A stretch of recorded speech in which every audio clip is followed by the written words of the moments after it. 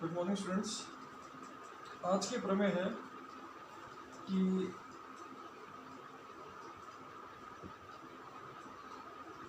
एक ही वृत्त की बराबर जीवाएं, ये सपोज ए बी और ये सी और ये डी, एक ही वृत्त की ये बराबर जीवाएं केंद्र से समान दूरी पर स्थित होती है, ये और ये। ठीक है, इसका मतलब जो है कि यदि हमारे पास इसको नाम डाल दिया पी, इसको नाम डाल दिया क्यू, एक वृत्त की बराबर जीवाएं केंद्र से समान दूरी पर स्थित होती है, ए बी बराबर सी डी, तो ओ पी जो है ओ क्यू के बराबर होगा। या हम ये भी कह सकते हैं, अगर दो वृत्त होंगे और दो वृत्त कैसे होने चाहिए, सर्वांगसम वृत्त होने चाहिए। ठीक है, दो सर्वांगसम वृत्तों की बराबर जीवाएं जो है वो केंद्र से समान दूरी पर स्थित होगी। ये ए बी, ये सी, ये डी, ये ओ डैश, ये पी और ये क्यू है। अगर दो वृत्त सर्वांगसम है, इसका मतलब ये हुआ कि उनकी त्रिज्याएं भी बराबर हैं और ये जो जीवा ली गई है ये दोनों आपस में बराबर है। तो यदि दो सर्वांगसम वृत्तों की दो जीवाएं जो है आपस में बराबर हैं तो वह केंद्र से समान दूरी पर स्थित होगी, यानी कि ओ पी का जो मान है ओ डैश क्यू के बराबर होगा। अब इसका विलोम है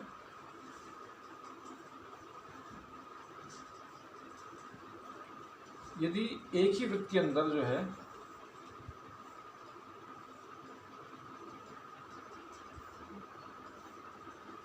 ये ए, ये बी, ये सी, ये डी, ये पी, ये क्यू, ये ओ, यदि हमें दिया गया है कि केंद्र से जो है दो जीवाएं समान दूरी पर स्थित है, ओ पी बराबर है ओ क्यू पर स्थित है, तो क्या होगा, तो जीवाओं की लंबाई बराबर होगी, ए बी बराबर सी डी होगा। ठीक है, केंद्र से दो जीवाओं की दूरी समान है तो दोनों जीवाएं आपस में बराबर होगी। ये जो दूरी होती है हमेशा लंबवत दूरी होती है, 90 डिग्री वाली ये दूरी होती है।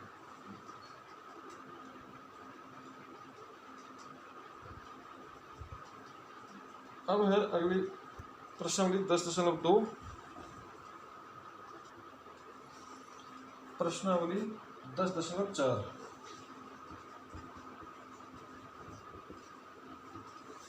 दिया गया है 5 सेंटीमीटर तथा 3 सेंटीमीटर त्रिज्या वाले दो वृत्त दो बिंदु पर प्रतिच्छेद करते हैं तथा उनके केंद्रों के बीच की दूरी 4 सेंटीमीटर है।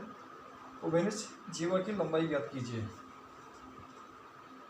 एक है 5 सेंटीमीटर और एक है 3 सेंटीमीटर त्रिज्या वाले दो वृत्त दो बिंदु पे प्रतिच्छेद करते हैं। ठीक है, तो ये ओ डैश, ठीक है, दो है बिंदु पी, ये क्यू। ठीक है, इसकी त्रिज्या है 5 सेंटीमीटर, इसकी त्रिज्या है 3 सेंटीमीटर। ठीक है, यदि उनके केंद्रों के बीच की दूरी 4 सेंटीमीटर है, ये दूरी 4 सेंटीमीटर, तो हमें उभयनिष्ठ जीवा की लंबाई ज्ञात करनी है। तो माना ये हमारे पास, इसको नाम डाल दिया हमने, ये नाम डाल दिया। ठीक है, ये जो है ओ डैश, ये लंबसम द्विभाजक होगा, इसका पी क्यू का लंबसम द्विभाजक होगा। ठीक है, क्योंकि पढ़ा हुआ इसमें ओ क्यू पी क्यू का लंब समद्विभाजक होगा, द्विभाजक होगा। तो अब जो है, अब इसका मतलब है ये और ये दोनों आपस में बराबर, और ये कुल दूरी है हमारे पास ये 4 सेंटीमीटर। तो माना ओ ए बराबर x हो गया, ओ ए बराबर x सेंटीमीटर। तो त्रिभुज ओ ए पी समकोण त्रिभुज, ठीक है, ये 90 डिग्री का त्रिभुज है, समकोण त्रिभुज है। तो पाइथागोरस प्रमेय से, पाइथागोरस प्रमेय की कहती है कि सबसे बड़ी भुजा का वर्ग अन्य दो भुजाओं के वर्गों के योगफल के बराबर होता है। यानी कि ओ पी का जो वर्ग होगा ये किसके बराबर होगा, ओ ए का वर्ग प्लस ए पी का वर्ग। ओ पी का मान है 5, तो 5 का वर्ग बराबर है ओ ए का मान कितना हुआ, ओ ए को माना x माना हुआ हमने, यहाँ से लेकर यहाँ तक की लंबाई x है, तो ए क्यू की लंबाई तो 4 माइनस x हो जाएगी। तो ये होगा x का स्क्वायर प्लस ए पी का मान तो हमने ए पी ही रखा, ए पी का स्क्वायर। तो यहाँ से ए पी का स्क्वायर का मान निकाला, ये 5 का 25, ये प्लस के करके माइनस का हो गया, तो 25 माइनस एक्स स्क्वायर, ये आया ए पी का स्क्वायर। इसको दिया समीकरण नंबर 1। अब इसी प्रकार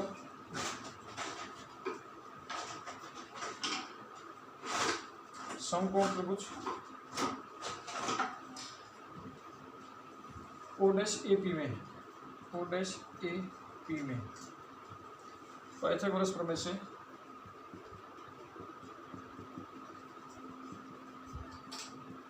पाइथागोरस प्रमेय क्या कहता है कि ओ डैश पी का वर्ग ये हुआ ओ डैश ए का वर्ग प्लस ए पी का वर्ग। तो ओ डैश पी का मान कितना हुआ, 3 का वर्ग, ओ डैश ए है 4 माइनस एक्स का whole square plus A P का स्क्वायर। तो ए पी का स्क्वायर लिखा हमने 25 माइनस एक्स स्क्वायर। तो यहाँ समीकरण 1 से तो यहाँ a माइनस बी का होल स्क्वायर लगेगा, 3 का स्क्वायर 9 बराबर है a का स्क्वायर यानी कि 4 का स्क्वायर 16 प्लस x का स्क्वायर माइनस 2ab, 2 चौके 8x plus 25 minus x square, plus का एक्स स्क्वायर से माइनस एक्स स्क्वायर कट गया, ठीक है। अब इसको उठा करके हम इधर लेकर आए, या हम ये कह सकते हैं 9 बराबर 25 और 16 41 माइनस 8x। इसको उठा कर इधर लेकर आए तो 9 माइनस 41 बराबर है माइनस 8x। तो यहाँ से माइनस 8x का मान माइनस 32 बराबर माइनस 8x।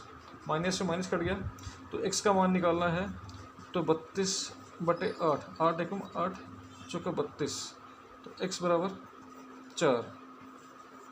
तो x का मान हमारे पास कितना है 4। तो अब जो है हमें मान निकालना है किसका, ए पी का मान निकालना है। तो समीकरण 1 से तो ए पी का स्क्वायर बराबर है 25 माइनस 4 का स्क्वायर, 25 माइनस 16 ये आया 9। तो ए पी का जो मान आया वर्गमूल 9 यानी कि 3 सेंटीमीटर। अब ए क्यू जो है, ए क्यू ये ए पी का दोगुना है, ए क्यू बराबर है दोगुना है ए पी का, इसका मतलब है 2 गुणा 3 बराबर 6 सेंटीमीटर। उभयनिष्ठ भुजा की जो लंबाई है वो आई है 6 सेंटीमीटर। सवाल नंबर 2 ये दिया गया है कि एक ही वृत्त की 2 बराबर जीवाएं वृत्त के अंदर प्रतिच्छेद करती हैं, तो सिद्ध कीजिए कि एक जीवा के खंड दूसरी जीवा के संगत खंडों के बराबर है। यानी कि हमें सिद्ध करना है कि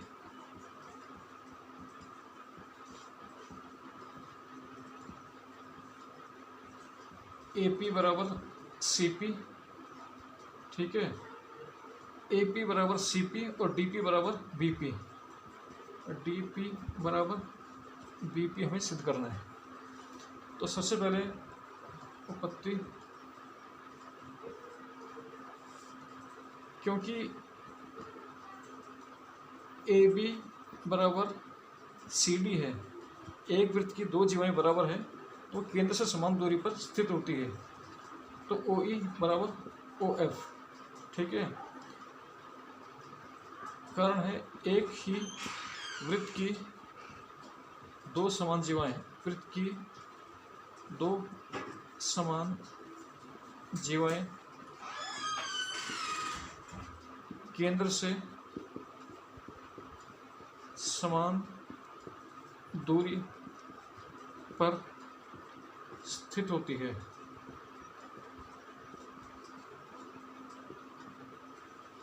ठीक है, अब रोचक है हमारे पास, इसका मतलब ये हुआ कि और जो दूरी होगी वो 90 डिग्री वाली दूरी होगी। इसका मतलब ये हुआ कि ओ ई वो लंब होगा किस पे हुआ, वो ए बी पर, वह ओ एफ लंब होगा किस पे, इस सी डी पर होगा। अब केंद्र से जीवा पर डाला गया लंब जीवा को समद्विभाजित करता है।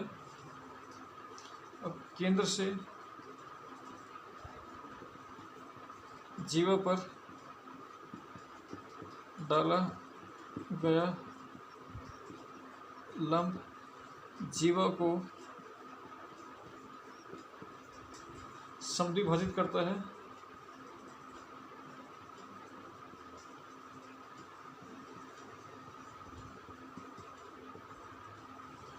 इसका मतलब ये हुआ कि हाफ ऑफ ए बी का आधा और आधा किया सी डी का। ठीक है, वो भी आपस में बराबर होगा। ये बराबर होगा ए ई बराबर किसके, सी एफ के, सी एफ समीकरण नंबर 1। अब इन दोनों त्रिभुज को हमें सर्वांग सिद्ध करना है। त्रिभुज ओ ई पी व त्रिभुज ओ एफ पी में। ठीक है, ओ ई बराबर है ओ एफ। ठीक है, केंद्र से दूरी समान दूरी, केंद्र से समान दूरी हुई। इसके बाद यह है कोण ई बराबर कोण एफ, ये हुआ 90 डिग्री। इसके बाद ओ पी बराबर ओ पी, ये हो गया उभयनिष्ठ। इसलिए आर एच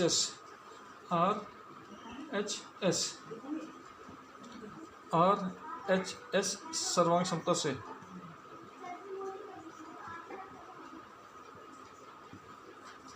त्रिभुज ओ ई पी ये सर्वांगसम हुआ, त्रिभुज ओ एफ पी के ये सर्वांगसम हुआ। दो त्रिभुज सर्वांगसम हो जाएंगे।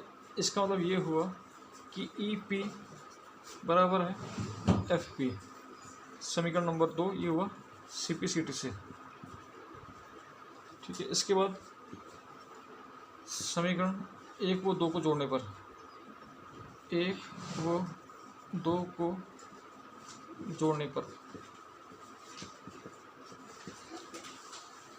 यानी कि हमारे पास ए ई प्लस ई पी, ए ई प्लस ई पी इसको जोड़ दिया, ए ई प्लस ई पी बराबर है यहाँ C F plus F P, तो C F plus F P. अब ए ई और ई पी मिलकर क्या बनेगा, ए पी बनेगा, ये हुआ ए पी। अब इसी प्रकार से सी एफ में अगर हम एफ पी जोड़ देंगे क्या बनेगा, सी पी बनेगा। ये हमने सिद्ध कर दिया कि ए पी बराबर सी पी। अब हमने जो लिखा कि ए पी, अब ए पी जो है किसके बराबर है कि ए पी ए बी में से अगर हम बी पी घटा दें तो मिलेगा क्या, हमें ए पी मिलेगा। तो A B minus B P. ठीक है, इस ए बी में से इस बी पी को घटा दिया तो हमें क्या मिला, ए पी मिला। इसी प्रकार से सी पी हमें कब मिलेगा, इस पूरे सी डी में से अगर मैं डी पी घटा दूँ तो मुझे सी पी मिल जाएगा, यानी कि C D minus D P. ठीक है, ये हो गया। अब क्योंकि ए बी और सी डी दोनों बराबर हैं तो इसकी जगह पे क्या लिखा, C D minus B P बराबर C D minus D P, क्योंकि ए बी बराबर वो सी डी है। ठीक है, ए डी बराबर सी डी। तो सी डी से ये सी डी कट गया तो बचा माइनस बी पी बराबर माइनस डी पी। माइनस से माइनस कट गया तो बी पी बराबर है डी पी। यही हमें सिद्ध करना था कि उनके संगत भाग भी आपस में बराबर होते हैं।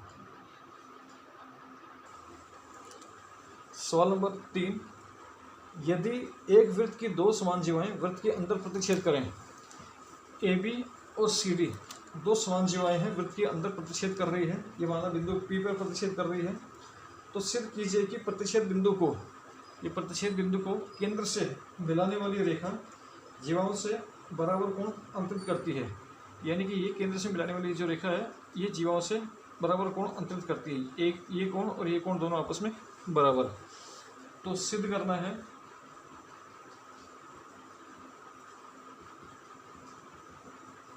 कि AOP बराबर कोण COP को हमें सिद्ध करना है। तो उपपत्ति त्रिभुज AOE व त्रिभुज, इसको हम सिद्ध कर सकते हैं कि अभी सवाल किया है, चलो यार पूरा ही करते हैं। त्रिभुज AOE वो त्रिभुज COF में। ठीक है, अब क्योंकि दोनों समान जीवाएं, दो बराबर जीवाएं केंद्र से समान दूरी पर स्थित होती है, तो हमारे पास जो है AB बराबर CD ये दिया गया है। तो इसका मतलब ये हुआ कि ये जो है केंद्र से समान दूरी पर स्थित होगा। तो इसका मतलब जो है कि OE बराबर है OF केंद्र से समान दूरी। प्रमेय है कि वृत्त की दो बराबर जीवाएं केंद्र से समान दूरी पर स्थित होती है। तो इसका मतलब जो है हमारे पास ये OE लंब होगा AB पर, क्योंकि ये दूरी हो लंबवत दूरी होगी, और केंद्र से जीवा पर डाला गया लंब जीवा को समद्विभाजित करता है।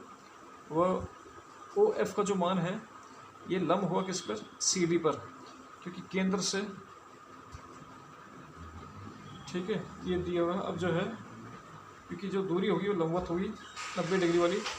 अब इसका मतलब ये हुआ कि आधा किया AB का आधा किया, AB का आधा किया, और इसी तरह से आधा किया CD का।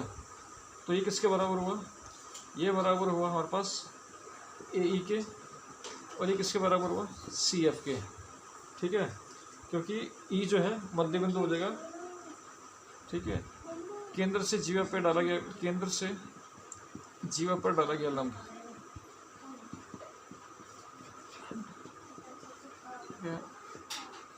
लंब जीवा को समद्विभाजित करता है, जीवा को समद्विभाजित करता है, समद्विभाजित करता है।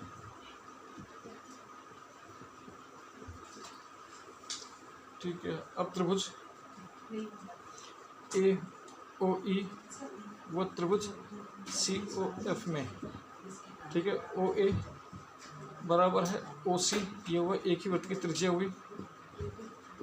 ठीक है, और इसके बाद AE बराबर किसके हुआ, AE बराबर CF। ठीक है, और OE बराबर है OF। ठीक है, इसलिए किससे हुआ, S सर्वांग समता से।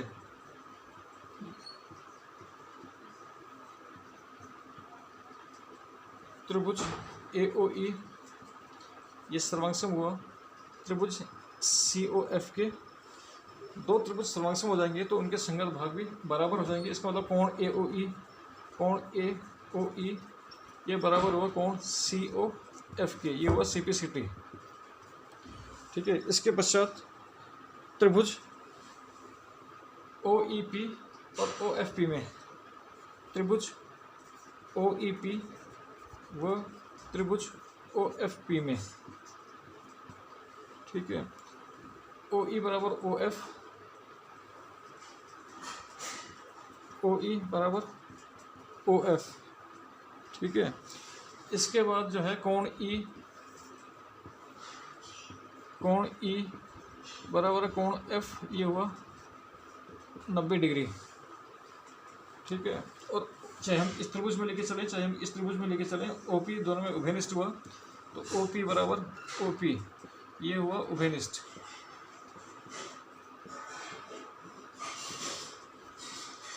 इसलिए RHS सर्वांग समता से RHS सर्वांग समता से